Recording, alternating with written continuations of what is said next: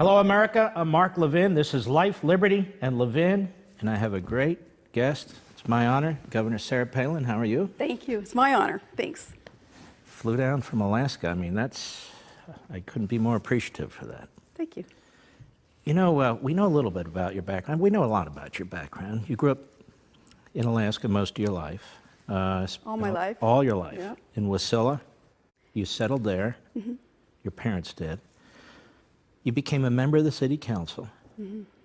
You became mayor. You knocked off the incumbent mayor. I seem to recall you ran for lieutenant governor. Then you ran for governor and you won. Mm-hmm. Give me a little history on how you decided to run for governor and how you won. That's a big darn state for an outsider to win in. Mm-hmm. You're like one of the first outsider candidates.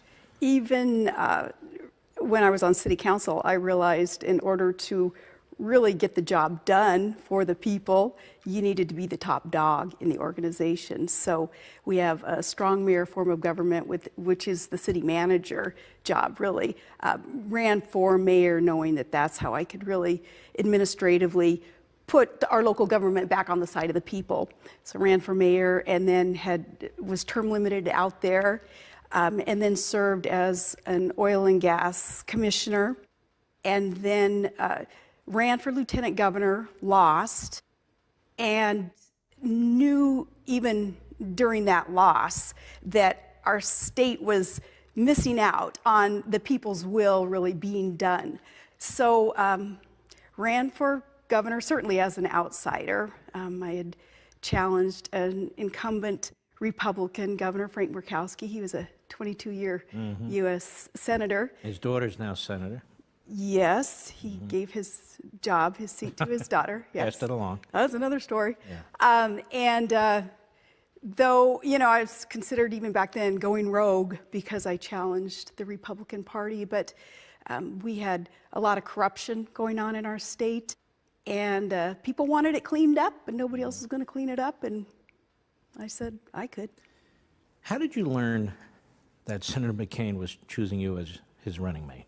Well, I didn't know I was being vetted, and one day I was at the Alaska State Fair awarding the Farm Family of the Year and left the podium and put my baby, I just had a baby, he was 16 weeks old, put him in my Snuggly, was walking out of the fairgrounds, got a call, Senator McCain, asking if I wanted to run for vice president. And I said, well, you know, I'm governor and things are going very well. You know, as governor, we were just kicking butt on producing oil and gas and just a lot going on with our agenda.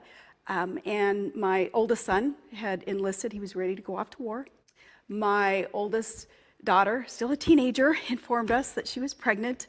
My husband was working up on the North Slope in the oil fields. It was a 1,700-mile commute from the governor's mansion for his work. So we had a lot going on. And when Senator McCain asked if I wanted to run for vice president, I said, got nothing else going on? Sure, happy to run. Why do you think he chose you?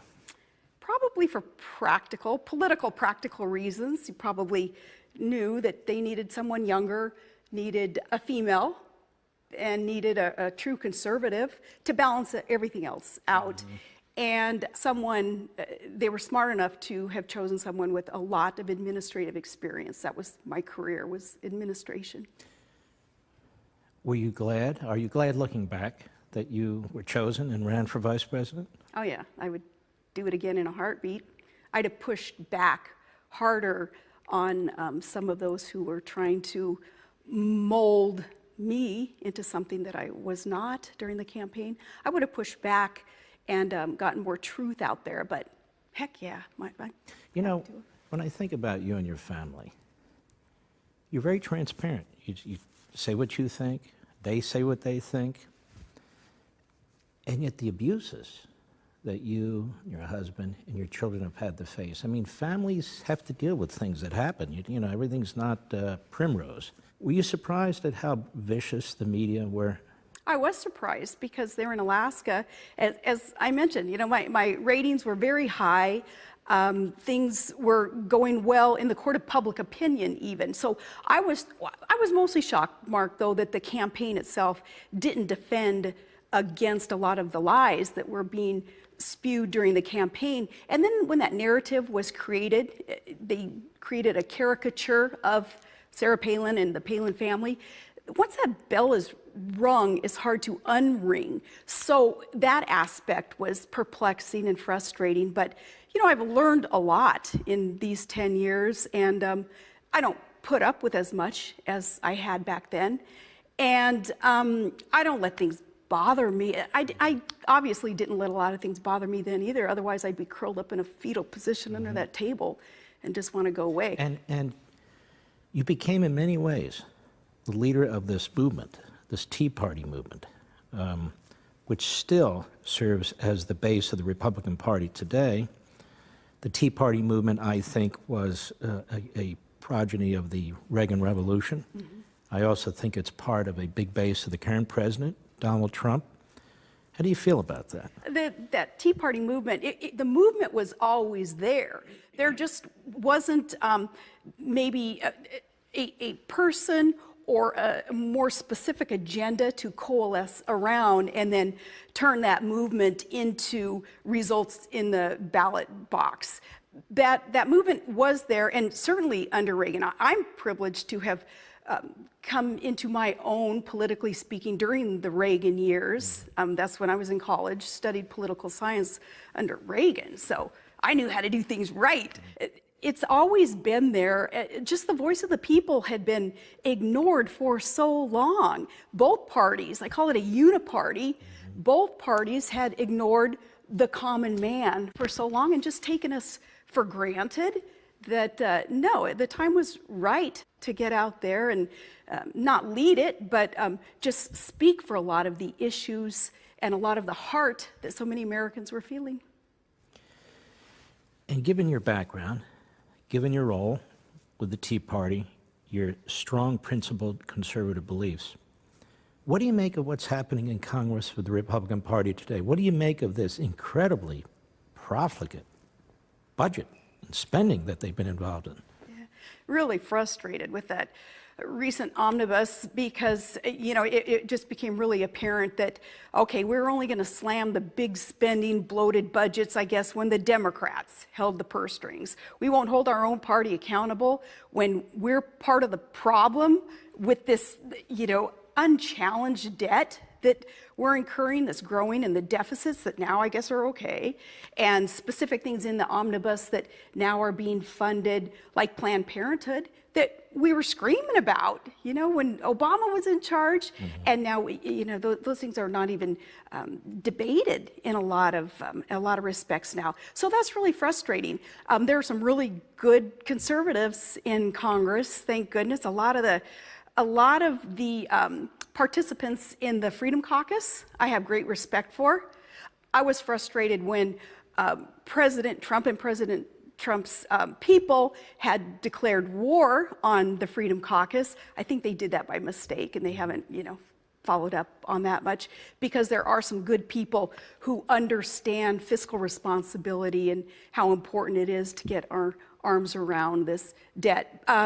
But they're, at this point, outnumbered. The good guys need reinforcements in Congress. What do you think about the way it was done? You've had basically McConnell and Ryan and Pelosi and Schumer in a closed room. These called smoke-filled, but they're in the room, and it's not smoke-filled these days, but they're still there.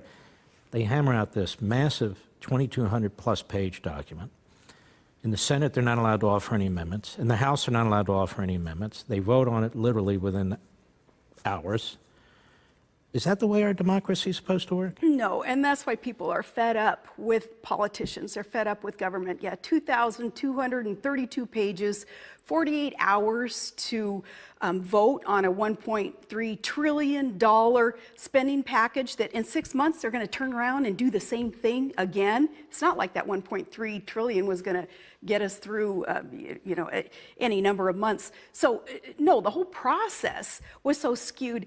And if they think that people are going to just let that go and that we're just going to swallow that and say, well, that's just the way it is. Well, we're not.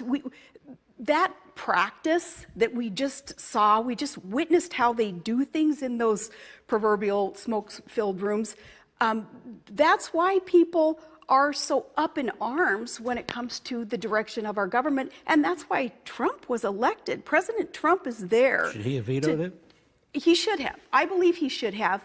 Of course, I don't know all the details, obviously. Do you think the Republicans are going to pay a price for it in the midterm election? They better start articulating answers to the people who will have questions that we're asking right now as to why the heck did you guys do that? You didn't have to do that. And for us to have conceded, oh, we had to give up a lot in order to get this or that. No, you know, that's not, we didn't get a good deal out of that. If we had to, you know, vote on something at 48, nobody read the thing. No, which is a great point. They're voting on something they never read. You point out they not only fully fund Planned Parenthood, they get more money than before. And yet, look at the border. They don't fund, really, effectively, new walls, new security. And this is coming out of the Republicans. I mean, I'm flabbergasted by this. They used to say, a lot of these folks I knew, I'm not a social conservative, I'm not a neocon, but I am a fiscal conservative. Everybody. They can't even say that anymore, Yeah. can they? Right. No, and you're right. When it came to funding more border patrol, more walls, more fences, no, they didn't fund that for inside the U.S., but we did fund that in some foreign countries. And I think what Republicans are going to have to answer to come campaign time, election time again, is where do they think we're going to get the money to pay for all of this? We're broke, and people don't talk about that. You know, that we're $20 trillion in debt, and with unfunded liabilities coming up in our kids' and our grandkids' future, it's more like $120 trillion. Where does Congress think that we'll get the money to pay for all these things? What are we going to do? Borrow money from more foreign countries in order to turn around then and give it to other foreign countries? Or will we just print the money out of thin air, you know, with quantitative easing? We all just had to put up with that too, with money being printed. And I don't know, they better watch it, or we're going to turn into Germany 1923 with wheelbarrows full of devalued Why do you think dollars. they did this? I think that, Scared? I think again that they think that we're not paying attention to the degree that we are, that if they can just placate us by saying, now, that's the way that we have to do it. Otherwise, all of government's just going to have to shut down, you know, and kind of put the fear of God in us. I think they just take it for granted that we're going to sit there and swallow it and say, okay, you guys know best. But no, there are enough people paying attention. And again, that was all made manifest in the last presidential election. When we come back, ladies and gentlemen, I want to ask Sarah Palin about Obamacare and these other issues where she took a lead on this, fighting Obamacare, and took a lot of hits for it, as a matter of fact, but turned out to be quite right, in my view. And don't forget, every weeknight you can watch Levin TV on crtv.com, conservativereviewtv.com. Give us a call, 844-LEVIN-TV, and join us. That's 844-LEVIN-TV.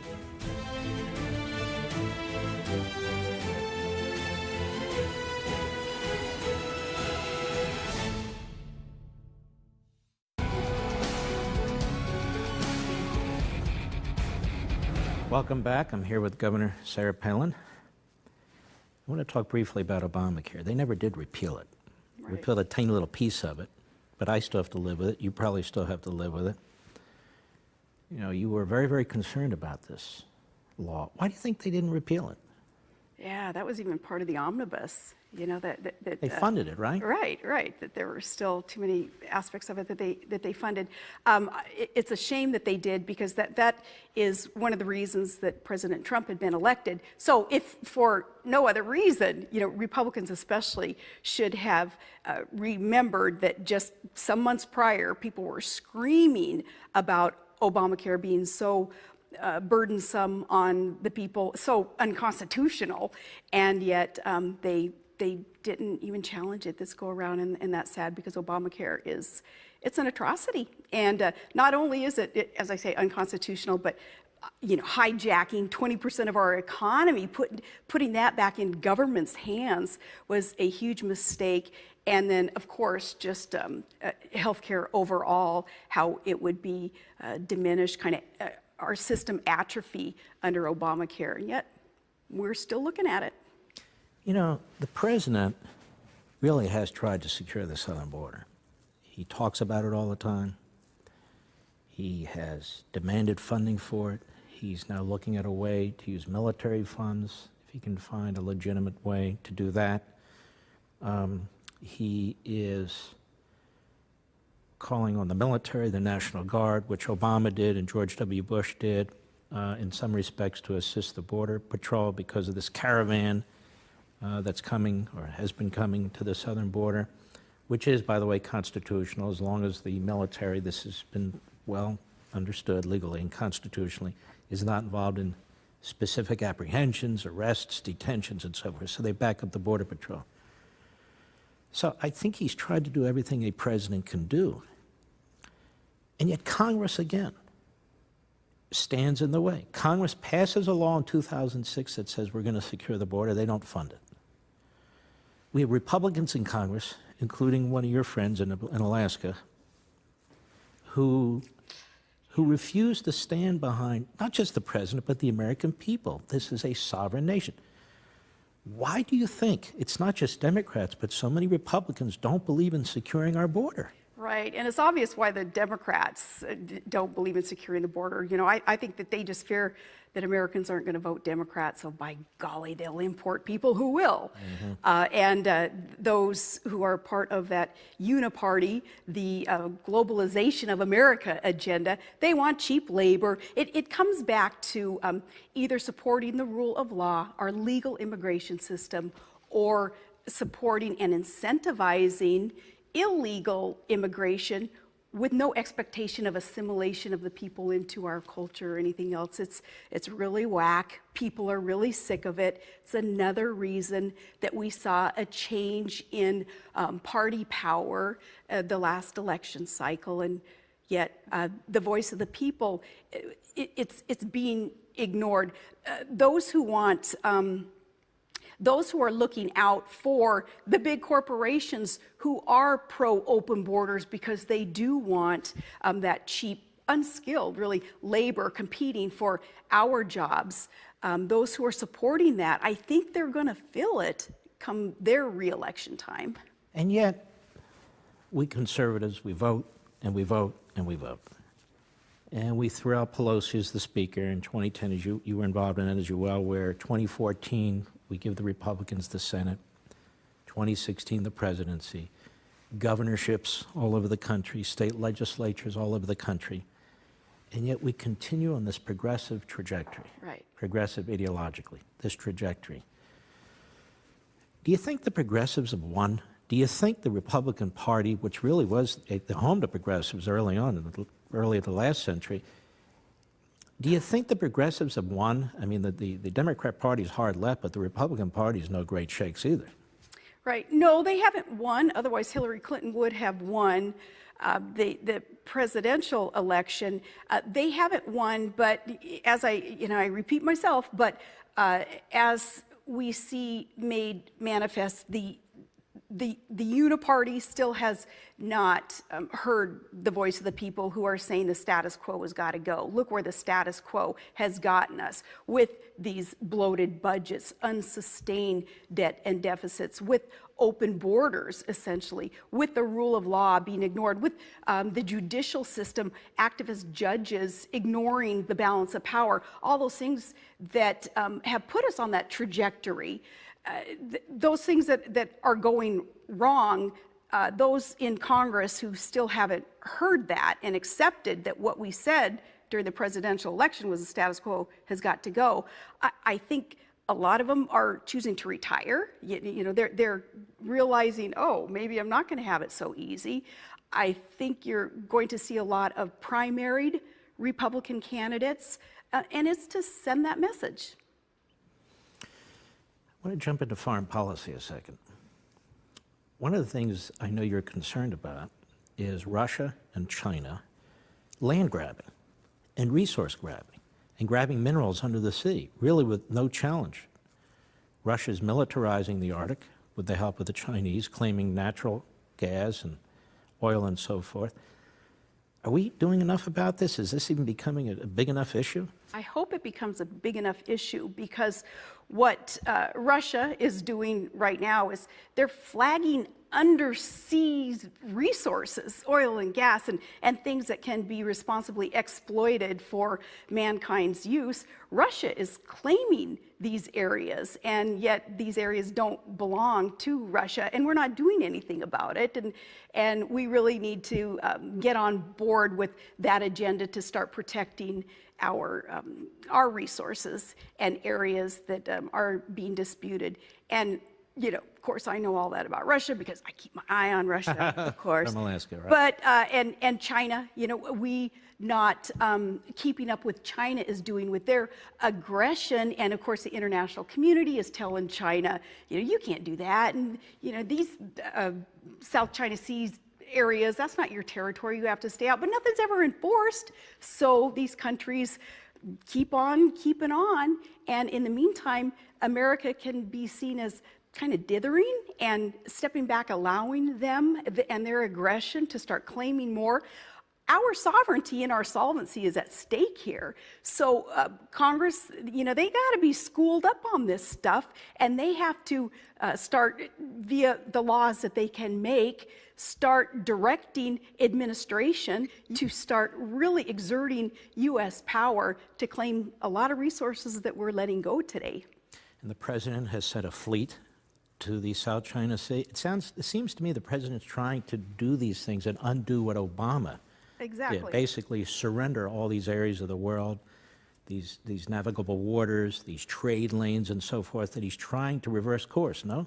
Right, he definitely is, and that he was adamant about doing things different in the campaign, and that's why he's won. He was an outsider, and despite the huge threats against him, he is winning in a lot of respects, and there is huge threat against. It's a triple threat against this president. He's got the obstructionists, the Democrats, obstructionists in his own party, which is a shame because he's got some vipers on his own staff who maybe he doesn't realize it, but they're not serving him well, some of them.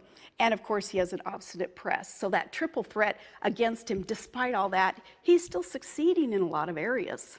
We'll be right back.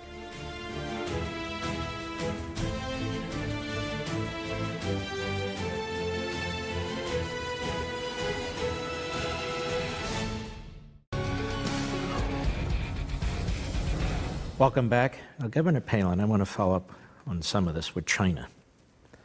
As you point out, China now has built these fake islands in the South China Sea, and they've militarized it. Right.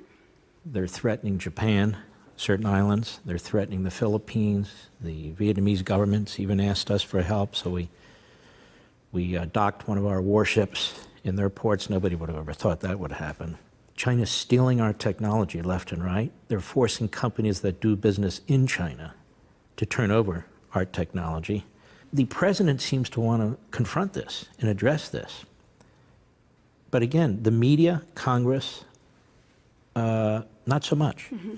Well, out of those entities that you mentioned, maybe the president is the only one who's aware that China is not even shy about their intentions, which is ultimately it's world dominance. And China's even named their plan, and it's the one road, one belt, how they believe that they're going to control not just all the parts and pieces of things that the rest of the world needs to function, including materials for our own infrastructure, but also now China's saying, we're also going to control the way that the things that they manufacture are transported, and that's waterways, and that's via landmass that ultimately covers 2/3 of the world's population.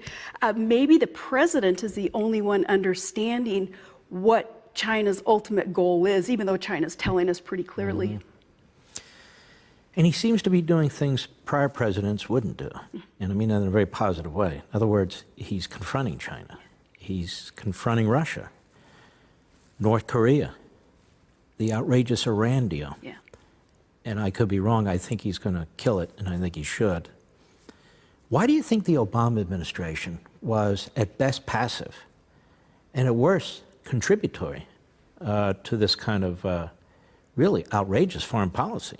Right. Well, the Obama administration was full of those people who believe in globalization, that America is just like every other country. You know, we don't have anything special. We're not exceptional.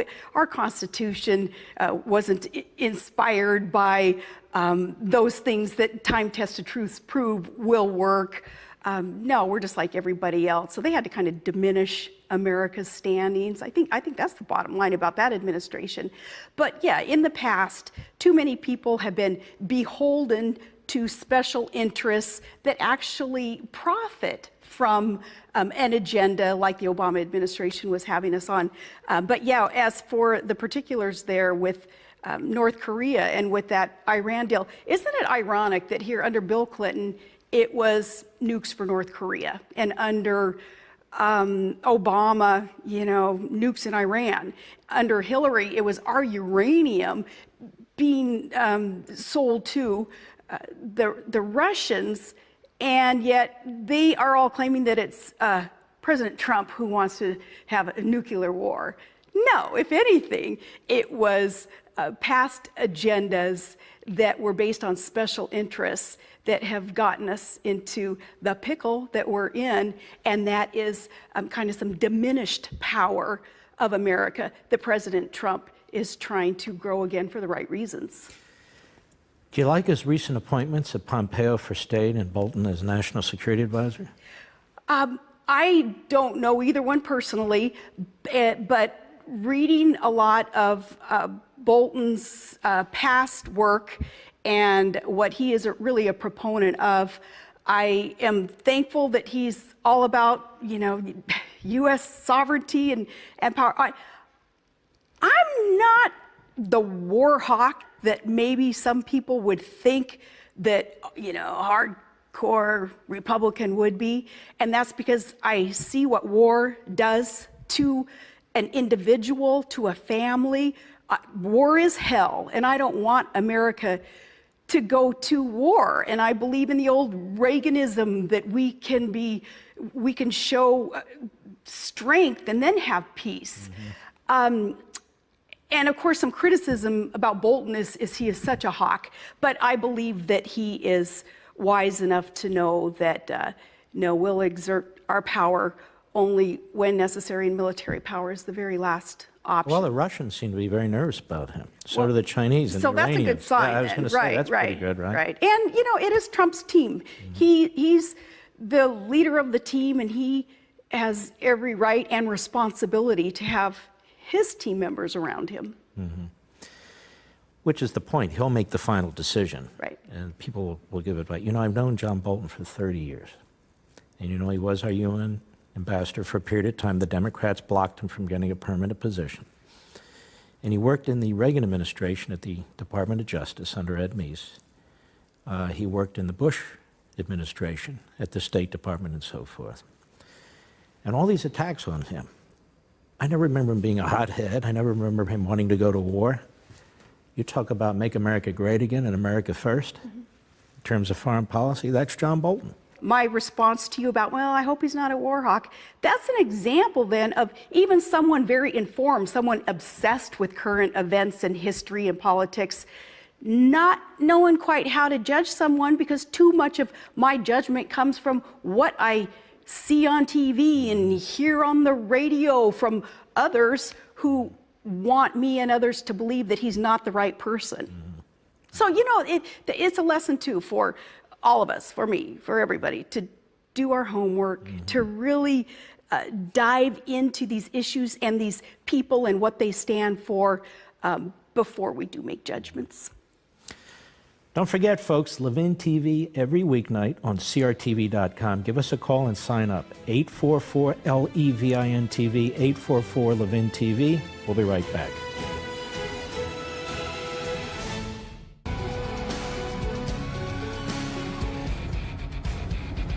Welcome back. I'm with Governor Palin. Governor Palin, this horrific killing in Florida.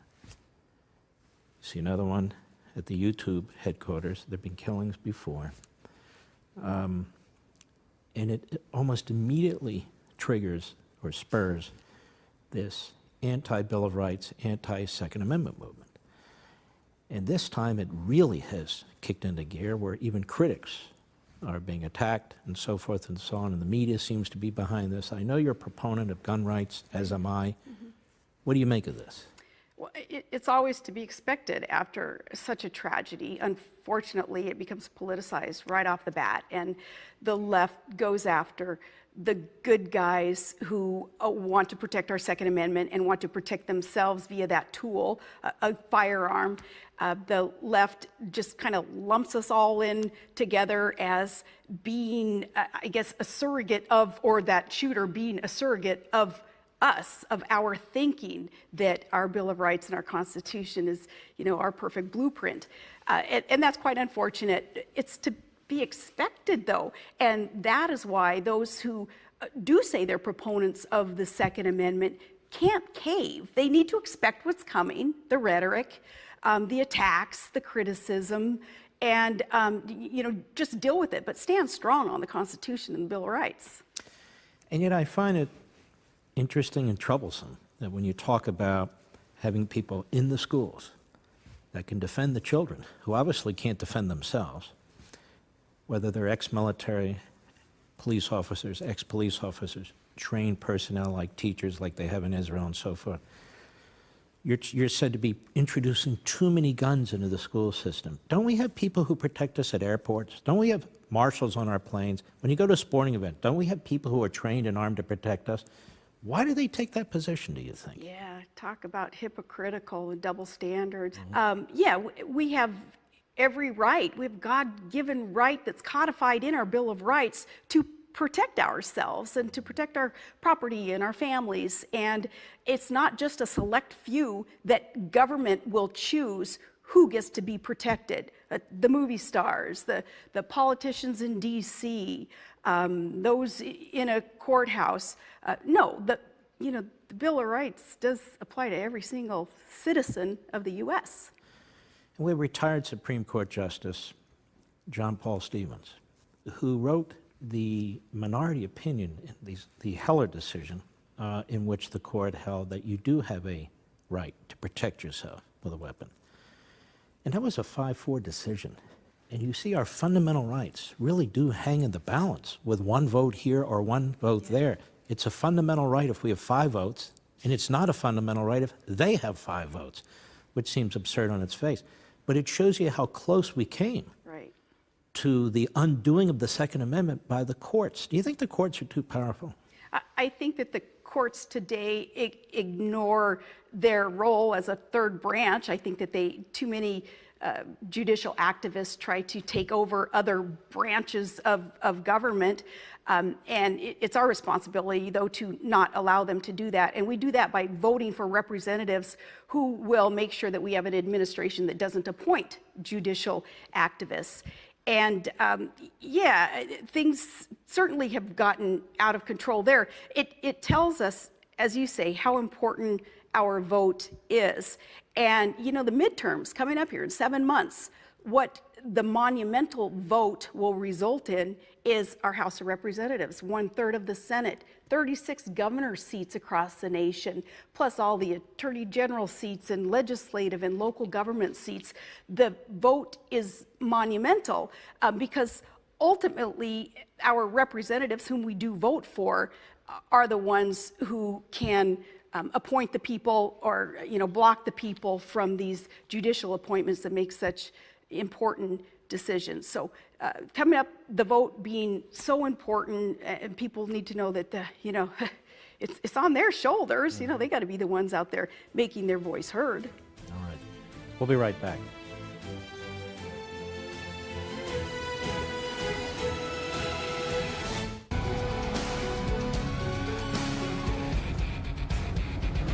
Governor Palin, we have a special counsel running around. We have congressional committees. We had the perversion of the FISA court. We've got this dossier that was funded by the Democrats with Russian input and so forth and so on. And if the Democrats take the House, everybody is concluding that they might try and impeach the President of the United States. Have you ever seen anything like this? Oh, I think this is unprecedented, all those elements of a perfect storm against the will of the people, having elected a president to get rid of the status quo and make America great again. Yeah, there's a lot going on. There's a lot of abuse going on. There's so much corruption going on, and I think a lot of that will come to the surface, hopefully soon, because these investigations to nowhere and all these resources being spent on things that thus far are proving to be futile and proving to be just attacks at individuals. So much of this is such a waste of time and such a huge distraction, which is a lot of their goal, is to distract the people from the issues that really matter. You know, when it came to Hillary Clinton and the Espionage Act and the violations of classified documents and so forth, these same elements within the FBI and the Justice Department did everything they could to brush it under the rug.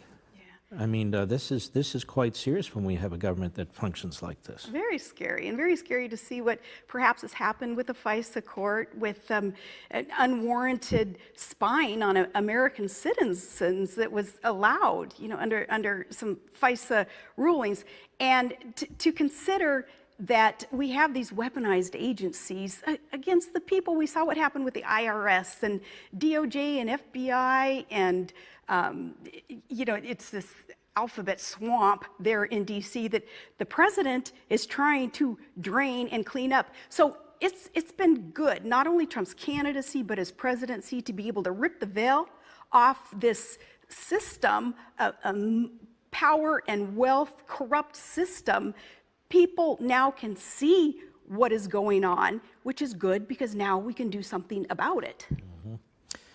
And so I guess one of the things you would say is you better hold on to that House of Representatives, Republicans, and you people, even though you're upset with them, you know, this is a different ballgame. You're talking about preserving the president as president. Right. People need to realize that the next vote, I mean, we're talking about blocking, whether we block nominees or not. We're talking about subpoena power. We're talking about all these ramifications of the House of Representatives vote that's coming up. Yeah, so people need to be paying attention, doing their homework, and becoming educated and activists. We'll be right back.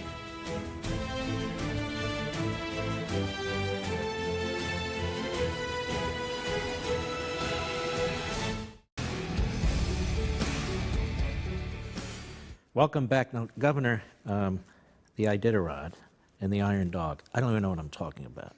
These are things you do in Alaska. These are things your husband do. Tell me about this. Yeah, they're hardcore endurance athletic events. One involves dogs, dog mushing, 1,000 miles across Alaska, and another involves snow machines, 2,000 miles across Alaska. It's kind of an example of the hardcore, tough things that toughen you up as an Alaskan and let you know that if you can accomplish things like those endurance events, you can put up with anything. Now, Todd hurt himself, actually, in one of these events, didn't he? Oh, yeah. They crashed a lot, and Todd had one major crash, but no, he's still out racing. He's still out doing his thing. In fact, that's why he's not here today, because the snow is still really good in Alaska. Good in terms of it's deep, and you can still do a lot of things in the snow. And something took place in a recent bill that I know you were fighting for, and that is more drilling. Yes. Right? Tell us about that. Well, ANWR is open, so Alaskans are grateful. America should be grateful. You know, we're the Fort Knox of a lot of natural resources up there that need to be responsibly exploited, so we're more and more independent. When we talk about natural resources and God's creation that can be responsibly used for mankind, America's got it all. We don't have to rely on any other nation. We're talking economic security and national security, militarily even. The more independent we are, the safer we are, and the more prosperous we are. There's an inherent link between oil and security and natural gas and economic prosperity. That inherent link, I think that this administration, thank God this new administration gets it, and they're going to do all that they can to make sure we're responsibly using natural resources. And many people who don't live in Alaska may not know that when we're talking about ANWR, we're talking about a spec. Really, and Alaska's so big, we're talking about a speck. Right. And so the people who don't want drilling there really are the radical extremists. Listen, I want to thank you so much for coming. Thank It's been a you. great pleasure. Thanks. You can join us next week right here, Life, Liberty, and Levin next time. Thanks for joining us.